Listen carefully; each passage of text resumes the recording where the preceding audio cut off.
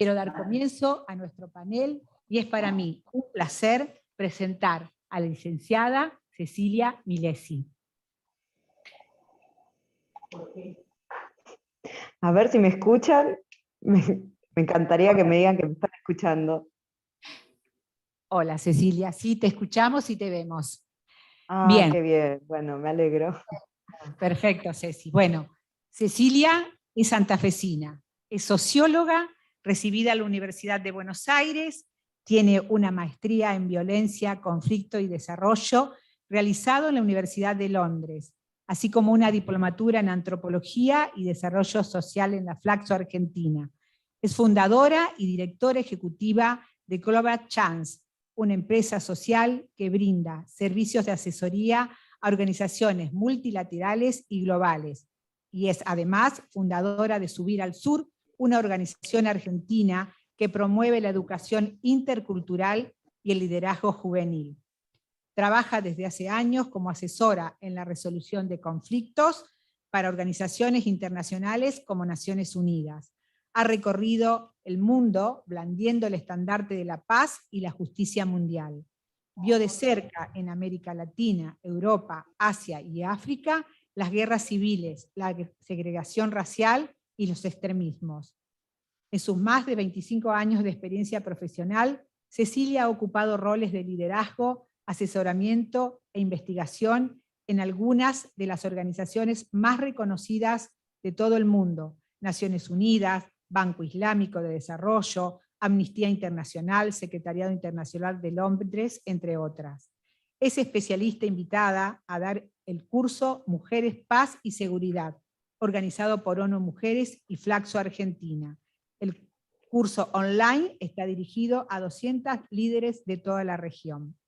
Bien, Ceci, escuchamos atentamente tu presentación ampliando oportunidades hacia una economía para la vida. Muchas gracias, Genial. Ceci, y bienvenida. Muchas gracias, Marita. La verdad que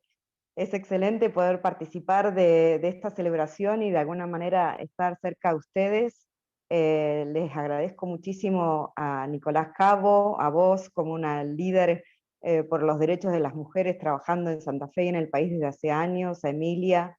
Me encanta poder estar de alguna manera compartiendo el espacio con la ministra de Género e Igualdad. Y obviamente me encantaría haber podido estar también ahí en persona para celebrar con ustedes y también saludarlo a Jorge Asís, que es admirado por mi familia. Tenía muchísimos mensajes para pasarlos, pero bueno, será para otra vez. Entiendo que tengo media hora para compartirles algo de algunas de mis perspectivas, de mi experiencia, algunas de las metodologías y el trabajo que vengo realizando, como Marita decía, a nivel global, especialmente en los últimos 15 años que vivo fuera del país. Ahora estoy en Madrid, pero en los últimos 15 años he vivido tanto en Europa y trabajado en Asia, en África y en otros países de América Latina, incluso acompañando de cerca procesos de negociación de Naciones Unidas en Nueva York. Pero bueno, más allá de eso, la verdad es que me acabo de dar cuenta de dos cosas. Una, que hace 15 años que vivo fuera del país, que es exactamente los años que tiene la agencia. Así que espero poder compartirles conocimientos y perspectivas, pero también desde la humildad y desde el hecho de que tienen que saber que hace mucho tiempo que no estoy en Santa Fe y mucho tiempo que no estoy en Argentina, a pesar de que acompaño todos los procesos políticos, los desafíos, muy de cerca. En ese contexto me emocionó muchísimo escucharlo al ministro de Producción, que mencionó a Ángela Peralta Pino. Creo que tengo que mencionar que soy educada en Santa Fe, en las escuelas públicas, en la Escuela Beleno y en la Escuela Almirante Brown. No solo me eduqué en universidades públicas, sino que me eduqué en escuelas santafesinas públicas que dan acceso hasta el día de hoy a miles de niños y jóvenes con más o con menos recursos económicos. Me acuerdo que con el coro del Almirante Brown hicimos un concierto especial dedicado a Ángela Peralta Pino, rescatando todo este trabajo que decía el ministro en apoyo a la educación rural, que es uno de los pilares fundamentales de una nueva mirada del desarrollo. Entonces realmente me siento como muy feliz de de poder aportar, a dar este pequeño aporte en esta media hora gracias a la invitación de Marita, y recordar a la escuela pública y a las escuelas santafesinas, a los maestros y a todos los profesionales que trabajan allí, como uno de los grandes motores de ese desarrollo productivo que también mencionaba Nicolás. Y del mismo modo, obviamente, a mi papá y a mi mamá, que son santafesinos cordobeses, Rodolfo Milesi y Susana del Prado, que como emprendedores, también dueños de varios emprendimientos, funcionarios públicos, políticos, activistas, apostaron por el país y por la provincia, por la región, y bueno, le salieron hijos un poco internacionales, pero así estamos, digamos, todos desde nuestro lugar, intentando generar mejores condiciones para un mundo más pacífico, más inclusivo, que realmente deje de sufrir al nivel que estamos sufriendo actualmente. Entonces, bueno, primero quería contarles eso, soy santafesina, con mucho orgullo, y formada en esa tierra por las personas que día a día, como seguramente muchos de ustedes, están luchando y trabajando allí. En estos, además de contarles que, bueno, estos 15 años de experiencia internacional que también mencionaba Marita, hay algo que verdaderamente reconozco, que es que la experiencia fundamental que tuve, además de la educación pública y la educación de mi familia, y con las organizaciones santafesinas y argentinas, los primeros 10 años de formación como socióloga y de participación cívica en organizaciones de la sociedad civil del país, en temas de educación, que trabajan en temas de educación, que trabajan en las villas o en los pueblos más pobres de Argentina, es lo que realmente me formó y informa al día de hoy todos los abordajes que les voy a contar en esta presentación. Todo lo que es planificación participativa, planificación sensitiva a los conflictos y a las tensiones sociales, planificaciones de programas y acuerdos privados y públicos que busquen generar alianzas y respuestas sistémicas y holísticas. En gran parte, muchas de estas metodologías las aprendí en Argentina y en Latinoamérica junto a líderes que normalmente trabajan muchísimo en silencio y que después son traducidos en el resto del mundo, y nosotros por ahí desconocemos o no lo sabemos, y cuando salimos al mundo aprendemos cómo la tradición latinoamericana de planificación y de trabajo por la inclusión, y la superación de la equidad, en muchos casos sigue siendo un ejemplo a pesar de todos los desafíos que tenemos. Así que principalmente quiero también desde ese punto de vista compartir un mensaje positivo, porque a veces tengo la sensación que en Argentina nos dedicamos demasiado a mirar los ángulos negativos y los problemas, y poco o demasiado poco a pensar creativamente y a ver nuestras fortalezas como punto de partida para crear nuevas soluciones. Entonces, eso era un poco lo que les quería decir de mí. Y finalmente, ya para pasar a la presentación, que espero que no sea muy aburrida o muy técnica para muchos de ustedes, decidí ponerle este nombre, que es Ampliando Oportunidades hacia una economía para la vida. Hago énfasis en la palabra vida, porque si bien estas metodologías y estos abordajes tienen que ver con muchas veces la prevención de conflictos, desde la perspectiva de lo que se llama la economía feminista, o la economía y el desarrollo visto hacia la inclusión, el eje está en generar las condiciones que nos permitan vivir mejor a todos y a todas. No solamente en generar condiciones de crecimiento y de desarrollo, que muchas veces están focalizados en lo cuantitativo y en los números, sino también generar condiciones culturales, sociales y económicas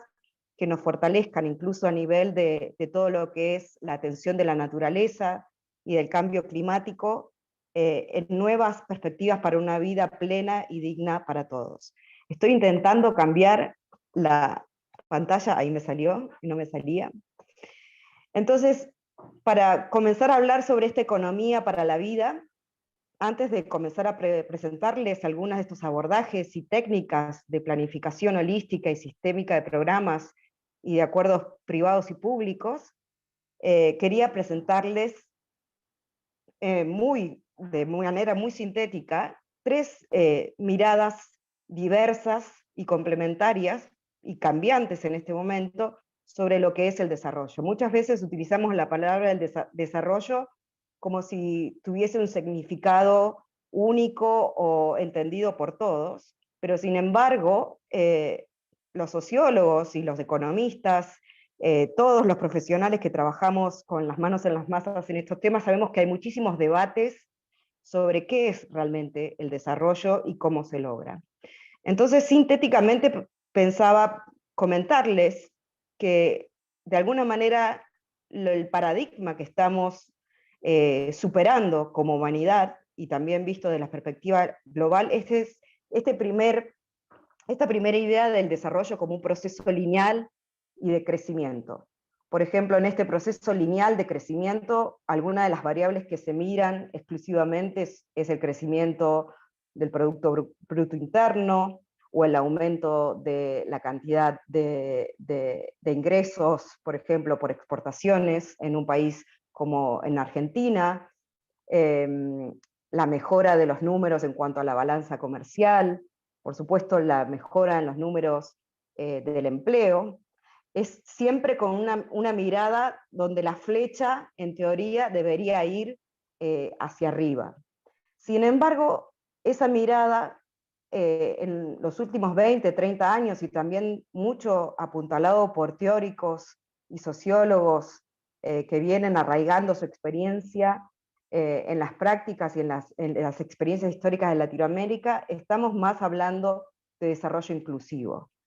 No es necesariamente bueno, aunque obviamente tiene consecuencias muy buenas, que el Producto Bruto Interno de un país o del mundo crezca y que haya niveles extraordinarios de crecimiento, si ese crecimiento y esa riqueza económica, como está pasando actualmente en el mundo, por ejemplo, se queda en el 1% de una élite global o una élite internacional, y no hay mecanismos, por ejemplo, de justicia distributiva, de impuestos, de generación de oportunidades a través del desarrollo de pequeñas y medianas empresas, y únicamente se mira a la economía desde el desarrollo de las grandes corporaciones o de las grandes empresas. O no es necesariamente bueno un crecimiento lineal y hacia arriba si esa creación de empleo o esa creación de oportunidades productivas no está también desarrollada, diseñada, o teniendo un impacto de tal manera que sean los grupos históricamente más excluidos, como las mujeres, muchas veces los jóvenes, especialmente los jóvenes de los sectores más populares, o las poblaciones nativas, en muchos de los países las poblaciones negras que han sido históricamente discriminadas, si ese desarrollo económico queda concentrado en un pequeño grupo con determinadas características socioculturales y no se expande hacia las fronteras de todos los ciudadanos de un país, de una región o de nuestro mundo. Entonces, esta perspectiva que le llamamos de desarrollo inclusivo, realmente incorpora miradas variables mucho más cualitativas y hace foco ya en poblaciones, grupos concretos, y mira si esos grupos y esas poblaciones concretas realmente están siendo beneficiadas y cuáles son las instituciones, los procesos, los programas, los acuerdos, las políticas, las regulaciones que hacen que esas oportunidades se amplíen y se abran a esos grupos que históricamente han sido incluidos. Ese desarrollo inclusivo definitivamente, y ya hablando un poco del tema en el que más he trabajado en los últimos años, en contextos de conflicto, como decía Marita, he trabajado en contextos como países como Sierra Leona, que han pasado años de guerra civil que concluyeron en los años 90, en algunos casos muy similar a muchos de los países latinoamericanos que pasamos y estamos pasando casi por semi-guerras civiles y situaciones de inseguridad extrema. Ese desarrollo inclusivo está evidenciado que es el único que genera contextos de paz, contextos de seguridad humana y contextos de orden, de alguna manera social, que no es necesariamente únicamente vinculada a la imposición de estrategias militares o de seguridad policial. Esto se llama, entre los estudiosos, entre personas como yo que trabajamos en estos contextos, se llama normalmente la paz positiva, que está basada en la transformación de las condiciones del desarrollo, que históricamente hicieron que estas poblaciones excluidas aumenten sus niveles de odio, aumenten sus niveles de sensación de exclusión y lleven a usar otros mecanismos, incluso las armas o el crimen organizado como mecanismo de poder controlar algo de lo poco que se les ofrece en la vida. Entonces, este segundo modelo de desarrollo inclusivo es el que está asociado en muchos de los paradigmas nuevos que se han desarrollado en los últimos 30 años a también la paz, que sé que es algo que en Argentina preocupa mucho, e incluso en Santa Fe. El tercero, y es mucho de lo que seguramente la ministra va a conversar con ustedes también hoy, está más ligado a lo que ha surgido más recientemente, que se le llama la economía feminista, que es una economía mirada con la perspectiva de las mujeres como sujeto histórico tradicionalmente excluido a las tareas del cuidado, a las tareas de la vida privada, a las tareas en las cuales no teníamos ni voz ni voto en cuanto a qué hacer, qué producir, cómo gastar el dinero, cómo crear empresas nuevas, cómo comerciar de manera creativa, innovadora, cómo poder apostar al desarrollo tecnológico, al desarrollo productivo de nuestra región, de nuestra ciudad. Esta economía feminista no solo mira aspectos de la inclusión, cuando piensa políticas de desarrollo y políticas de producción, sino que mira además, no solo, como decía, si estos grupos excluidos están siendo incluidos, sino también si se reproduce la vida. Y aquí también se incluye la variable de analizar si las propuestas de producción son respetuosas y están acorde a prevenir el cambio climático, a respetar los procesos de nuestra naturaleza, que en este momento, como todos ustedes bien saben, incluso ahora en estos días que está realizándose la conferencia de cambio climático en Glasgow, estamos discutiendo sobre si realmente la humanidad tiene futuro o no, por cómo la estamos llevando a un punto de inflexión probablemente que finalmente concluyamos en la extinción de nuestra especie. Entonces, esta tercera perspectiva apunta no solo a ver la inclusión de estos grupos, sino también a ver si estamos respetando y trabajando en alineación con lo que muchas veces se llama los derechos de la naturaleza. Entonces, si quisiéramos, y esto por ahí es un desafío para Marita y para Nicolás como agencia para los próximos 15 años, ¿qué es lo que decimos muchos de los técnicos o teóricos o profesionales que estamos asesorando organismos o organizaciones, como en algunos casos los estoy haciendo yo? Por ejemplo, en este momento yo estoy asesorando al Banco Islámico de Desarrollo, que es el banco islámico que presta como el Banco Interamericano de Desarrollo en la región, en Latinoamérica. El Banco Islámico de Desarrollo brinda financiamiento, créditos y donaciones a los 59 países islámicos de todo el mundo, y ellos ya han construido su política de inclusión, de respeto de las mujeres y de trabajo en cuestiones de géneros, y es obligatoria la integración transversal de esta política en todas las operaciones del banco. Entonces, en este momento, por ejemplo, yo estoy haciendo la formación del staff del banco que está, créase o no, basado en Arabia Saudita, y esto es uno de los triángulos que usamos de análisis de programas y análisis de contexto para poder a partir de ahí delinear las decisiones de inversión del banco. ¿Qué es este análisis de contexto que les planteo en esta diapositiva, en esta filmina, como diría Alberto Fernández? Este análisis es algo relativamente simple de hacer, que normalmente cuando trabajamos con perspectiva participativa lo hacemos en este análisis de contexto, convocando diferentes actores para que puedan de manera conjunta identificar los diferentes desafíos que hay que mejorar o abordar para poder crear programas más transformadores. Una punta del triángulo, como pueden ver arriba, invita a hacer un análisis de estructura, es decir, cuáles son las instituciones, las políticas y los acuerdos y cómo estas políticas, instituciones están actuando de tal manera o no que atiendan a las necesidades y a los derechos a las personas. Aquí la cuestión del acceso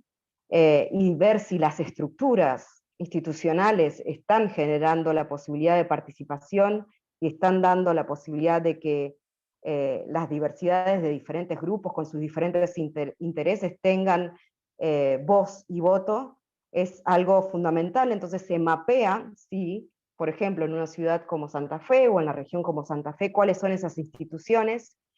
cuáles son esas leyes, cuáles son esas regulaciones y cómo esos procesos de gobernanza están siendo accesibles, están siendo participativos y están siendo inclusivos. Y se detecta todos los factores y las barreras que determinan que, lamentablemente, muchas veces, como seguramente ustedes coincidirán conmigo,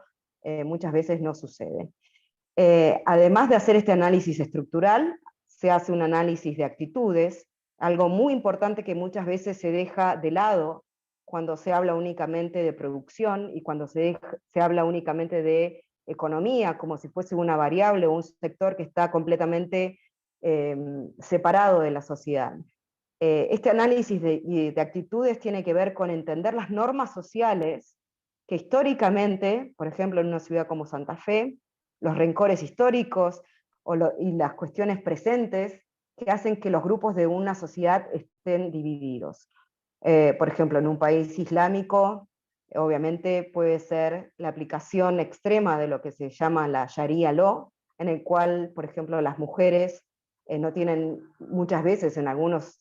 contextos, porque no todos los países islámicos aplican la Sharia Law de la misma forma, no tienen, por ejemplo, acceso o derechos a abrir una cuenta bancaria o a tener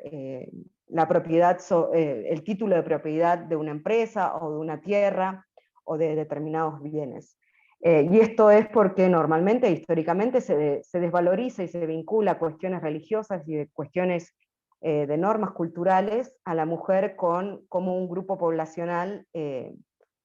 denigrado o con menos valor que obviamente, por ejemplo, en este caso los hombres. Esto seguramente también sigue existiendo en Santa Fe, sigue existiendo en Argentina, preconcepciones, prejuicios y estereotipos que siguen lamentablemente muchas veces denigrándonos a lugares secundarios o simplemente utilizando a determinadas mujeres o a otros grupos excluidos únicamente en un sentido tokenista o oportunista. Entonces, cuando se habla de producción, también, como decía el ministro, se tiene que hablar de educación, se tiene que hablar de cómo las escuelas, las universidades, las organizaciones sociales, organizaciones como ADER, trabajan de manera transversal estrategias y tácticas para transformar estas normas sociales regresivas y que nos dejan con una mirada completamente antigua de lo que es el desarrollo. Y finalmente, se hace todo un análisis que le llamamos análisis transaccional y que es comprender y analizar los niveles de confianza que hay entre los grupos y los niveles de estigmatización de algunos grupos, deshumanización muchas veces, que incluso llegan a instancias, como muchos de ustedes saben, de genocidio o de persecución política, por ejemplo, genocidio como hemos visto lamentablemente en países como Ruanda, pero también de desvalorización sistémica, como incluso, por ejemplo, en este momento está pasando en Argentina con poblaciones nativas que hacen que se instale en la narrativa social, en la narrativa política e incluso en la agenda de los medios, que tienen un gran rol en esta cuestión de generar niveles de confianza fundamentales para que haya un desarrollo inclusivo, en el cual se desvaloriza algunos grupos y se valoriza a otros en vez de crear contextos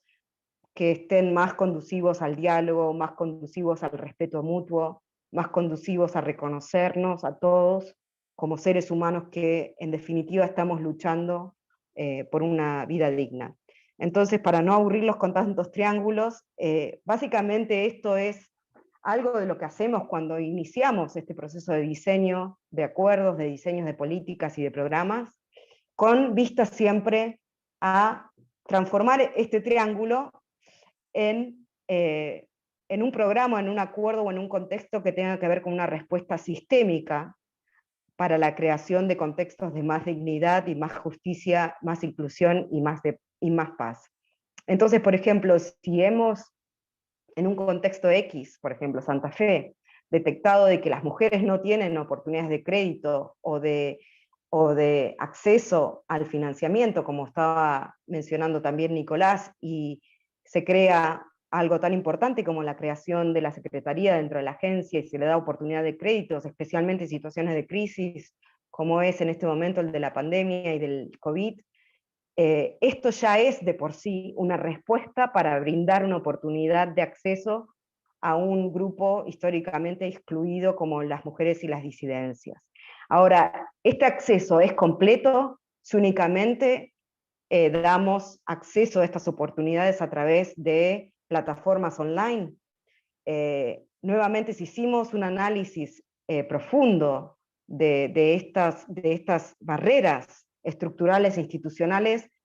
vamos a ver que el acceso a Internet, el acceso a plataforma, el alfabetismo en las poblaciones argentinas y en las poblaciones de gran cantidad del mundo para acceder y llenar, por ejemplo, un formulario online es muy limitado. Entonces, el acceso inclusivo, en este caso, no sería únicamente generando oportunidades de crédito, sino también oportunidades para que las personas tengan formación para manejar estas plataformas online, y si no tienen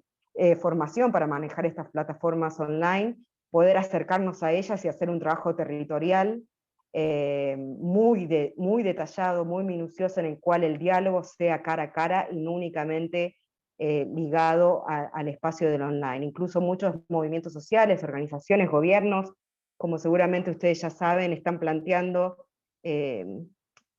proponer el derecho al acceso a Internet como un derecho humano en el contexto en el que estamos viviendo y para generar contextos y soluciones de desarrollo inclusivo. Otro tema fundamental, si uno hace un análisis y genera respuestas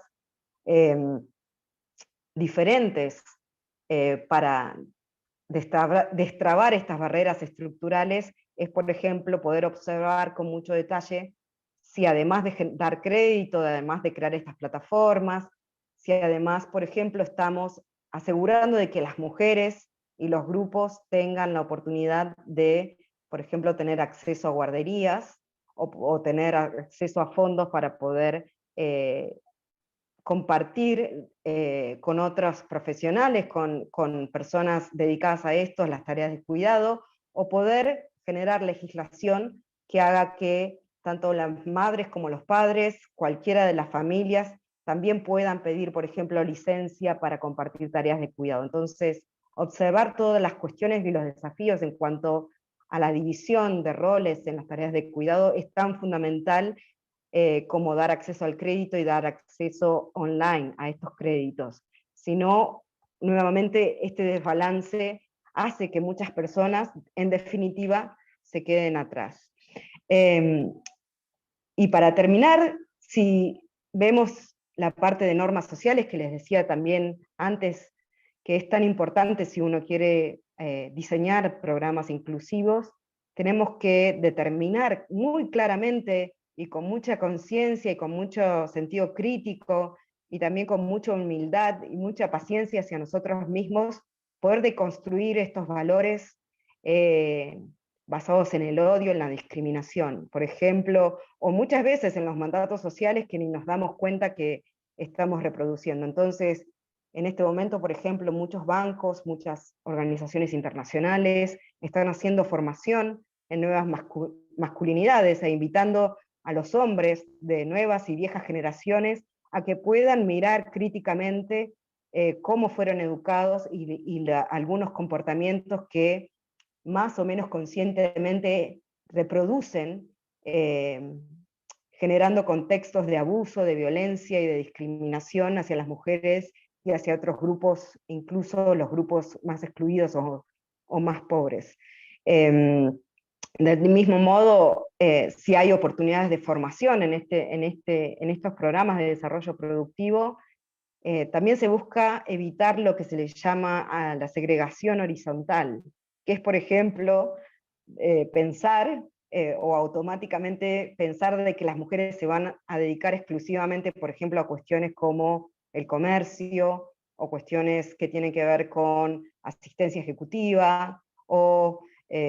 no sé, actividades como coser, tejer y hacer programas de emprendimiento que tengan que ver con habilidades manuales, en vez de crear oportunidades de formación que tengan que ver con la innovación, la tecnología, la ingeniería, y dar a las mujeres y a los grupos más excluidos oportunidades para formación en este tipo de cosas, y no segregarlas a cuestiones del siglo XIX o del siglo XVIII. Entonces, derribar estas normas sociales y que los programas de producción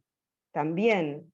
tengan esta mirada sobre las cuestiones más soft, como diríamos en inglés, y no las cuestiones hard, las cuestiones duras, institucionales y de regulaciones, es tan o más importante y mucho más difícil que muchas veces hacer otras cosas, como puede ser cambiar una legislación o armar un programa de financiamiento, que obviamente es muy difícil, pero las cuestiones de cambio de normas sociales es definitivamente una de las cuestiones más difíciles para hacer, y es allí donde organizaciones como ADER, pero también muchísimo las escuelas y los medios de comunicación tienen un rol fundamental, y con los cuales se tiene que trabajar de manera multiactor. Y lo último es establecer en estos programas productivos de manera sistemática y consciente espacios para regenerar las relaciones entre los grupos que normalmente han estado o en este momento están divididos, y facilitar de manera profesional espacios de construcción de consensos, espacios de construcción de alianzas, siempre buscando alcanzar a los más excluidos, y no únicamente trabajar entre los amigos que nos conocemos y que más o menos pensamos los mismos, o las élites que nos formamos en los mismos lugares. Entonces, cruzar la vía, cruzar hacia el otro barrio que está más allá de Boulevard Galvez, cruzar el puente carretero, y realmente armar relaciones de solidaridad, de entendimiento, horizontales, que nos permitan imaginar una nueva ciudad, una nueva región y un nuevo país. Imagino que ya me pasé muchísimo con el tiempo y no veo un reloj. Marita, ¿vos me podés decir cómo voy? Ya estamos para redondear y cerrar, Ceci. Vale. Entonces, finalmente, y bueno, ojalá que en algún momento tengamos la oportunidad de conversar, ya sea ahora o en otro momento en Santa Fe, cuando espero poder visitarlos. Les comparto algunos conceptos claves que seguramente la ministra también sobre los que ella va a discutir, y que tenemos que tener en cuenta en este desarrollo de programas productivos, inclusivos, y de programas para generar vida. Uno es la deconstrucción de estructuras de poder arcaicas, nuevas ideas, nuevas generaciones con nuevas ideas inclusivas, respetuosas, no nuevas generaciones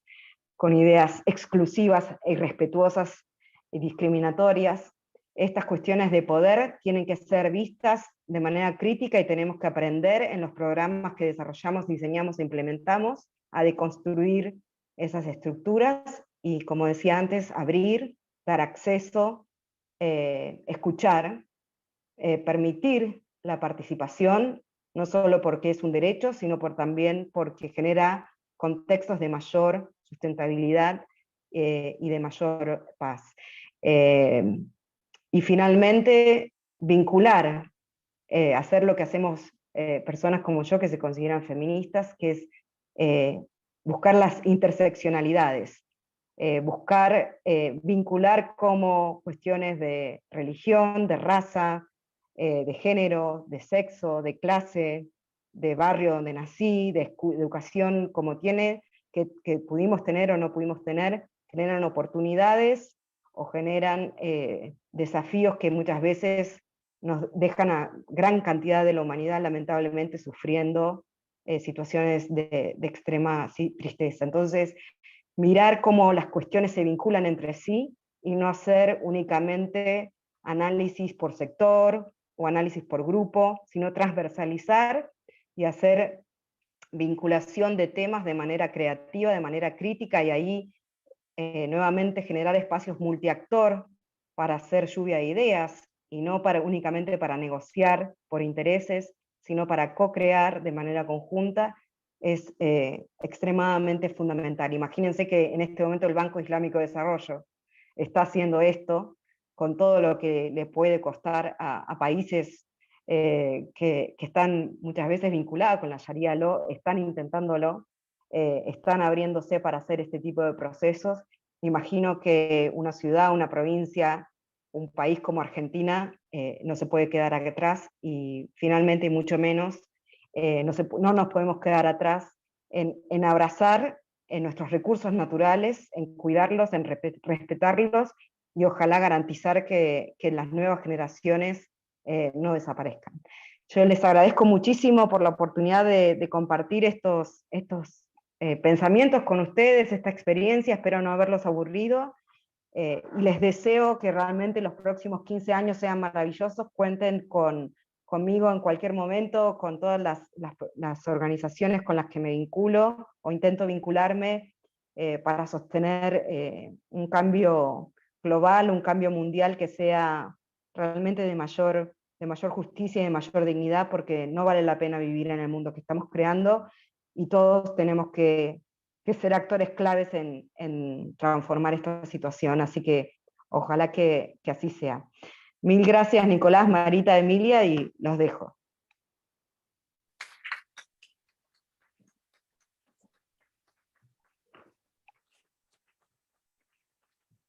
Bueno, y vamos a habilitar el espacio, algunos minutos para consultas. Si alguno quiere realizarle alguna consulta, alguna pregunta a Cecilia. Están por allá con el micrófono. ¿No hay consultas? ¿No hay consultas? Bueno, vamos con la presentación, entonces, ¿seguimos? Bien, Cecilia, muchísimas gracias por tus valiosos aportes. Bueno, continuamos con nuestro... Ahora es el momento de escuchar a otra santafesina, nacida en Sastre, vivió su niñez y adolescencia en San Justo. Para nosotras, para la Secretaría de Mujer, Género y Diversidad,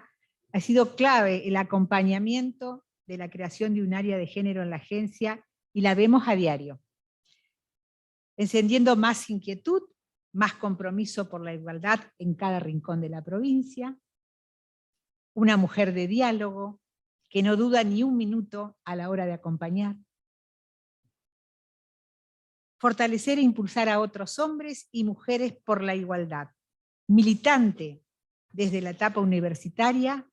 con trayecto en la función pública. Quiero presentar a la primera ministra de Igualdad, Género y Diversidad de la provincia de Santa Fe. Es un honor compartir este espacio contigo.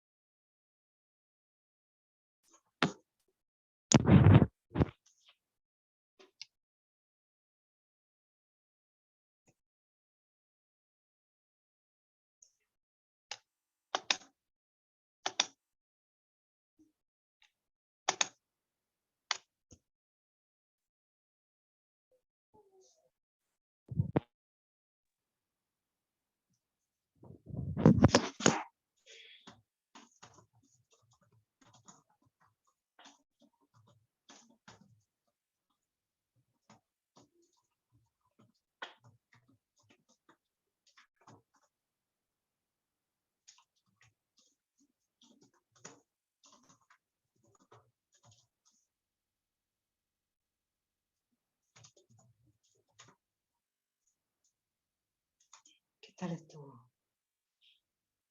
Me pareció perfecto.